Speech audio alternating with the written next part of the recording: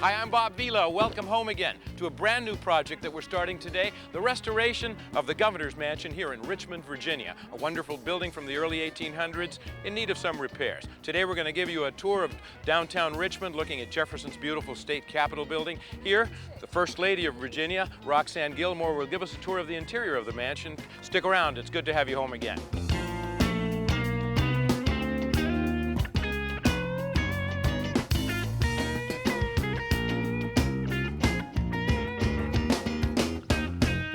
Sears presents Bob Vila's Home Again. You're looking at the first neoclassically designed public building in America. Thomas Jefferson designed it to be the Capitol building for the Commonwealth of Virginia here in Richmond. It was finished in 1790, just a few years after the United States was formed.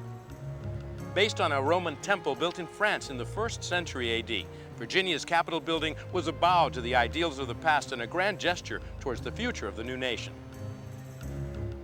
I can tell that we're going to have to take a closer look at this important building later on in the series, but Richmond has a whole lot of other important structures that really tell the story of American history. Here in St. John's Church in 1775, Patrick Henry helped kick off the revolution with his famous speech, "Give me liberty or give me death." In the early days of the new United States government, the Supreme Court grew some teeth thanks to Chief Justice John Marshall, who lived in this federal-style house on East Marshall Street.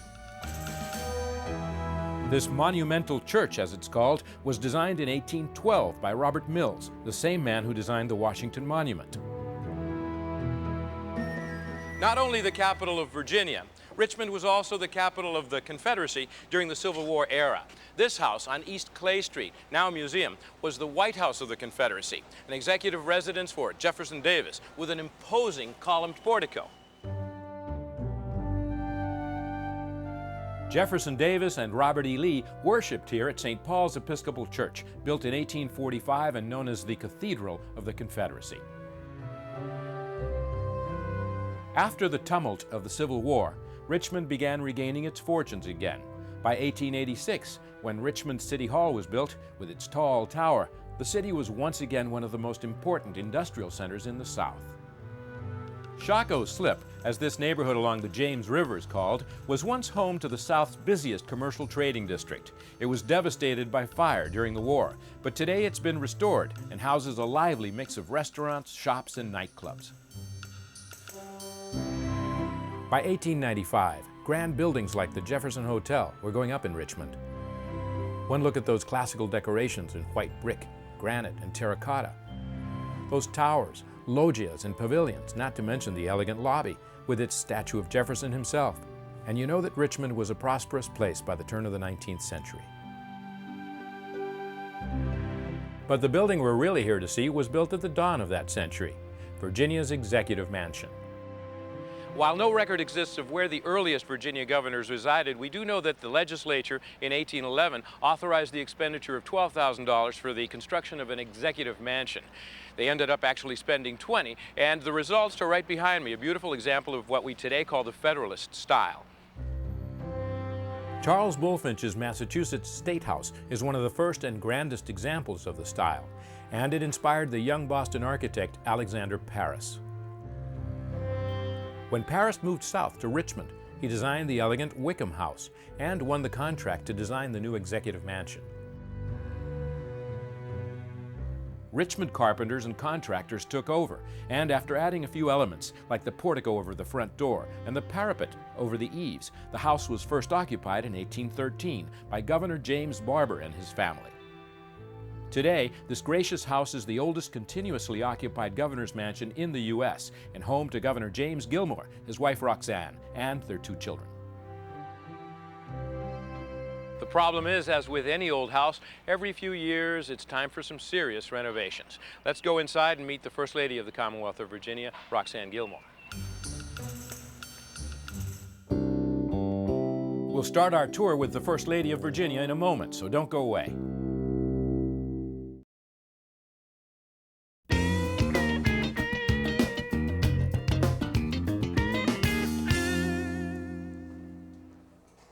Well, hey, Bob. Bob, welcome. Welcome to the Governor's Mansion. Thank you, Roxanne. Good. Now, a major home renovation is a daunting process for anybody, but when it's an important and prestigious location such as this, I commend you for undertaking it. I can tell you're in the middle of moving out, right? We are packed up, and we're living half here and half in our other residence, but I was just talking about wear and tear, and this is such a great example. You've picked up the rug in the front hall. And you can see the wear that our visitors, the many visitors that come through have done over the years. Yeah. And we're looking forward to having the wood conservator come in who... Sure, this is all worn away, but the beautiful parquet. Now, this is not from the early 1800s, though, is it? No, it's not. The house underwent some major changes in 1906, and we believe that this parquet floor dates to that period. Okay. So you're talking moving, packing, Right. and, you know, you still have some of the beautiful antiques that belong here We out. do. What's the logic? Have you been triaging?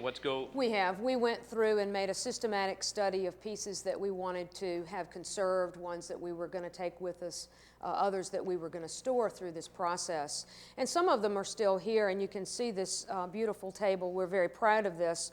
It's one of our most treasured possessions. We believe that it's a real Lanier table. And Lanier was a cabinet maker contemporary of Duncan Phyfe, and he made a lot of things with gilded eagles, of course, the symbol of the young republic. And this one is in plain mahogany, probably Cuban or Dominican mahogany, with a marble top. And that's exciting if it really is a piece by him. We're anxious to get it to the conservator. Obviously, the marble needs some work. And you've got these wonderful convex mirrors. We do. So things either go to conservation or to storage or to the temporary quarters. That's correct. Yeah. And we have marked everything as such. Well, tell us about the scope of the renovation. Well, the furnishings obviously are part of it, but even more major part, and you can see here, as we've already noticed with the floors, are the systems, particularly the mechanical systems. Yeah. This is our old-style air handler that furnishes us sometimes with both heat and air conditioning. Only sometimes, right?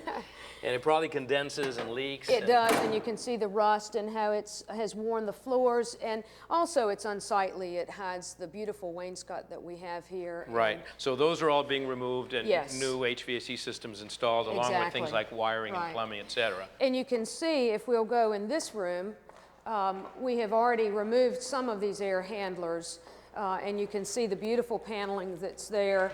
Other work that we have to do, you can see the layers and layers of paint that have been applied over the years. Right.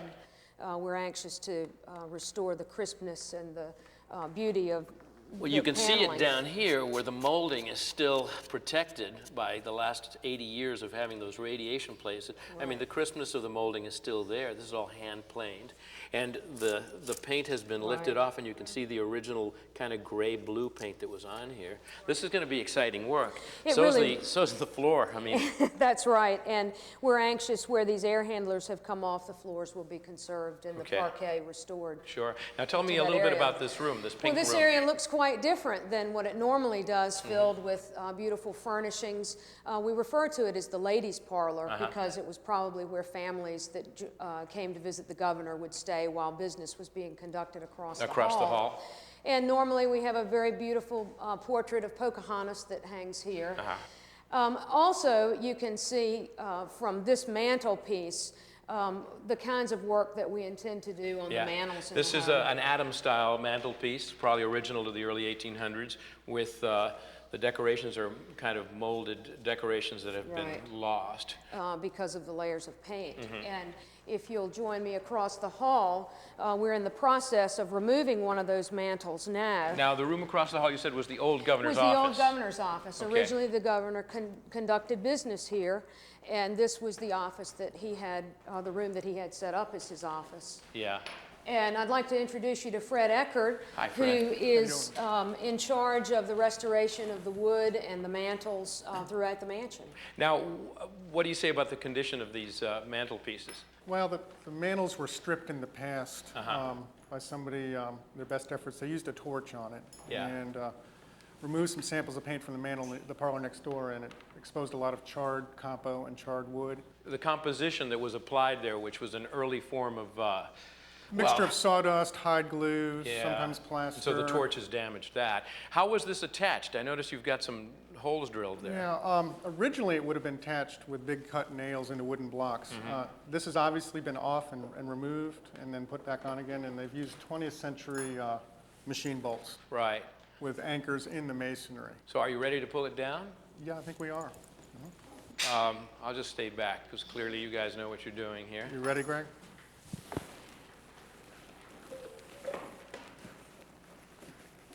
Always a mysterious moment. Anxious to see what's behind you. Yeah. Well, if it's been pulled down once before, Yeah. it's unlikely there's much of anything. No label or cabinet maker's marks. It's obviously federal. It's sash sawn wood. Yes. Look at those wonderful boards, the full width. Great. Well, this will then be taken to your shop where you'll be working on it, right? We're going to strip the paint a little more sensitive manner. This administration is a lot more conservation minded than the past, though that's not the fault of the past. Great. Well, thanks, Fred. We'll try to check out the work at the shop one of these days. Look Shall we forward to continue it. the tour? All right, I'd like for you to come on back to the rest of the first floor. When we come back, we'll tour the ballroom at the Executive Mansion in Richmond, Virginia. Stick around.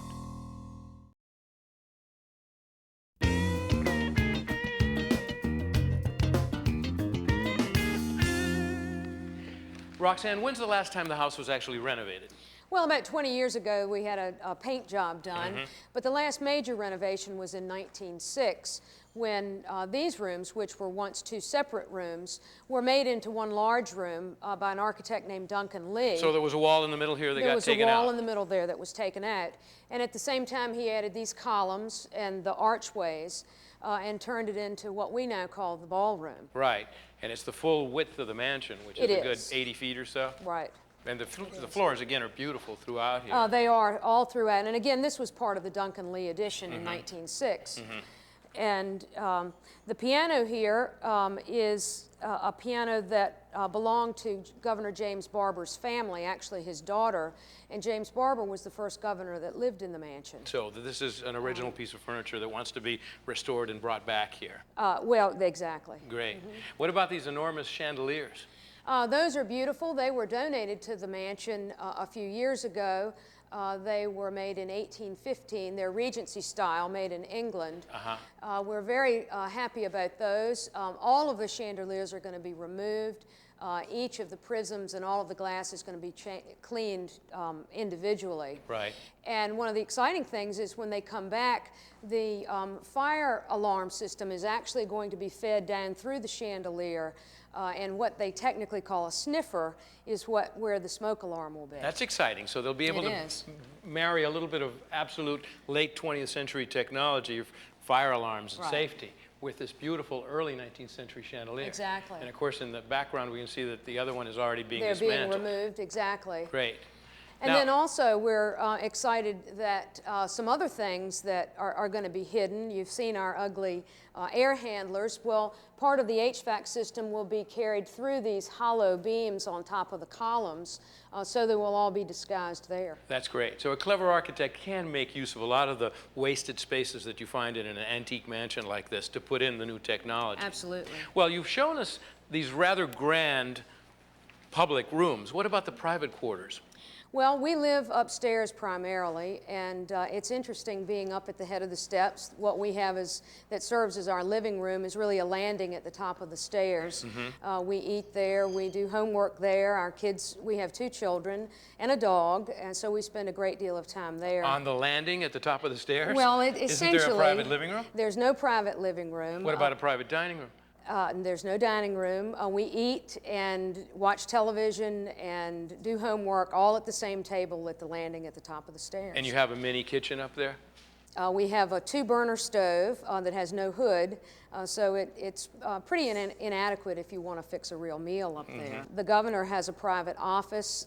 One end of it, though, is where our children's PlayStation is housed, so again, that serves double duty up there. So part of the overall scope of work here involves redesigning that second floor so that there's proper quarters for the first family. Exactly. There are a number of very small rooms that I compare to a rabbit warren that are sometimes misplaced. In fact, we have a very beautiful library, but in order to get to it, you have to go through a dressing room or through the master bedroom. So it really takes what could be a very beautiful public room, and it's pretty inaccessible. It's going to be fun to rework it. It will now, be. what about this grand dining room that was added in 1906? Next, we'll look at the basement kitchen before demolition in the Virginia Governor's Mansion.